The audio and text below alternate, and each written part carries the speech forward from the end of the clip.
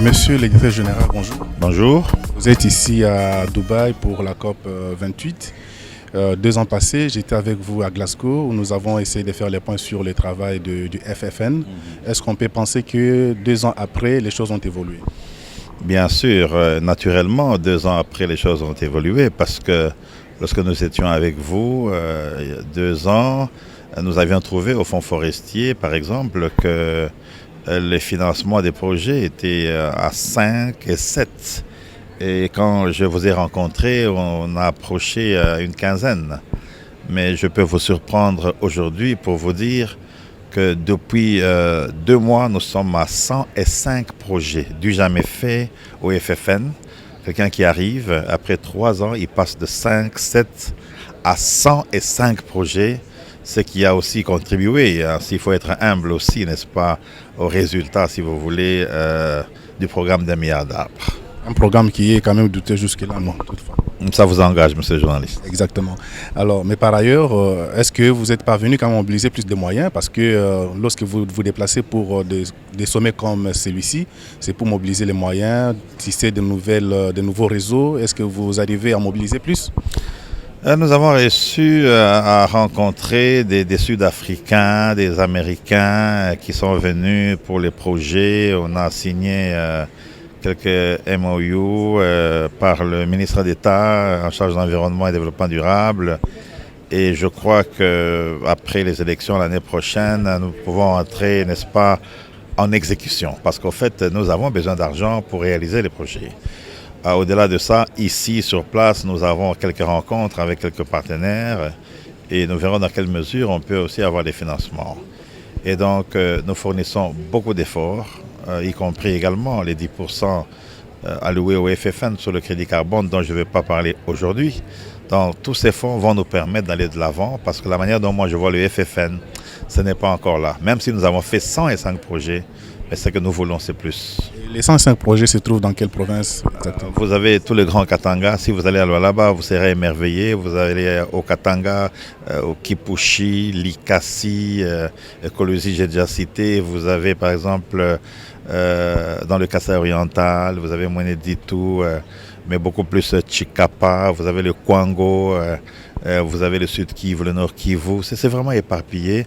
Mais cette fois-ci, nous voulons beaucoup plus encourager les femmes parce que selon le chef de l'État qui aime l'environnement, il a accès, il demande qu'on puisse aussi financer par Fonds forestier. Il veut dans sa vision qu'on puisse promouvoir, si vous voulez, aussi les femmes.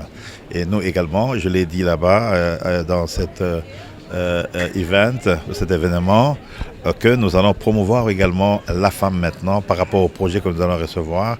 Nous avons donné notre adresse et nous espérons que les gens viendront nombreux, les femmes j'allais dire, pour que nous puissions les promouvoir aussi, et qu'ils puissent, si vous voulez, participer à ce programme, n'est-ce pas, de reboisement. Mais que répondrez-vous à ceux qui pensent que le Fonds forestier national ne fait pas assez, surtout en termes de reboisement, lorsqu'il y a par exemple la taxe sur la superficie qui est prélevée et que en revanche, l'FFN est censé reboiser, repartir dans les lieux, là je parle de l'exploitation forestière du bois, mais on n'a jamais vu les FFN dans les fins fonds des forêts pour voir ce qui se passe. Est-ce que vous avez un projet dans ce sens? Ça va m'étonner. Je vous ai dit que nous sommes passés de 5, 7 que nous avons trouvés à 105 projets. Nous sommes dans les fins fonds dont vous parlez là. Peut-être que la communication n'est pas assez forte, mais si vous suivez Télé 50, RTNC, vous allez voir vraiment que nous sommes sur terrain. Mais vous savez, critiquer c'est une bonne chose, hein? Mais lorsque vous venez au Fonds forestier, vous allez trouver les problèmes que nous avons qui ne sont pas faciles. Bref, quel genre de problèmes vous avez?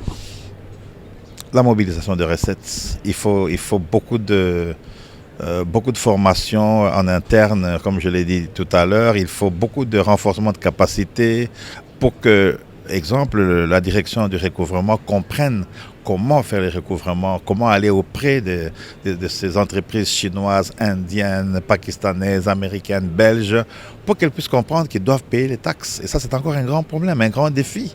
Mais je crois que l'année prochaine, si tout va bien, on va s'y mettre. Vous en êtes à combien de mobilisation? C'est quoi les budgets que vous avez? Non, vous aimez ça, hein? Vous aimez ça, hein? Vous aimez ça. Je ne peux pas vous donner malheureusement. C'était un piège, je crois. Non, mais on aime bien les chiffres parce que les chiffres parlent mieux que les... Nous sommes passés par le Sénat, par l'Assemblée nationale. Nous avons présenté et les chiffres, et le budget, et les moyens. Je crois que ce sont des instances habilitées, hein, à connaître ce que nous faisons, y compris le ministère des Finances qui connaît ce que nous avons. L'IGF est passé, la Cour des comptes. Vous voulez seulement que je vous donne le montant, les chiffres? Bon, nous, on est curieux quand même. Non, nous avons déjà financé plus de 1300 hectares. Et allez faire les calculs, c'est beaucoup d'argent. Par hectare, c'est combien vous dépensez? Comme ça, je peux faire bien les calculs. Dans 1800 par là. Donc 1800 multiplié par 1000, combien d'hectares? Vous avez 1700 hectares. Je vois un peu. Vous allez bien calculer. Je crois que nous sommes au-delà de 4 millions que nous avons financé et nous avons en prévision encore de l'argent pour financer. Super. Alors, quelles sont les perspectives pour l'année prochaine? Les perspectives, c'est d'abord demander au gouvernement de nous appuyer avec les excédents budgétaires. J'allais dire tout ce qui est subvention budgétaire, parce que jusque-là, nous avons officiellement, au niveau de la subvention budgétaire, 2 milliards de francs congolais que nous n'avons jamais eu depuis que nous sommes là. C'est beaucoup d'argent. On critique toujours, on dit, mais on a travaillé à 18%, 22% pour l'investissement. Tout le reste va au niveau de la rémunération ou, si vous voulez, du fonctionnement. Mais c'est vrai, mais si cet argent qui est au sein du gouvernement pouvait nous parvenir, nous financerons bien, n'est-ce pas, la rémunération et le reste, parce que cela est préfinancé, si vous voulez. Nous sommes, comme j'ai dit, un établissement public qui a l'occasion d'avoir des taxes de déboisement, les taxes de reboisement, taxes de crédit carbone et toutes ces taxes-là. Et donc, là, il y a encore une manne. On peut dire que c'est l'argent préfinancé parce que nous sommes compte, comment vous appelez encore, compte affectation spéciale, si vous voulez. Donc l'argent est préfinancé au sein des entreprises. Donc nous espérons que cette fois-ci, les entreprises vont payer cet argent pour que nous puissions, n'est-ce pas, avoir beaucoup d'argent pour mobiliser, si vous voulez, beaucoup de recettes qui vont nous permettre à passer de 105 à 300 projets, par exemple. Ça, c'est vraiment un souci et nous voulons que le gouvernement puisse nous accompagner pour que cela puisse marcher. Je sais quand même que ce n'est pas une indiscrétion. Vous êtes candidat à la députation nationale. Cela ne va pas affecter votre travail en tant que DG? J'ai entendu beaucoup parler de ça. Allez vérifier, vous verrez que je ne suis pas candidat. J'ai une mission, c'est le FFN pour le moment et le reste appartient à Dieu. Merci beaucoup, monsieur DG. C'est moi qui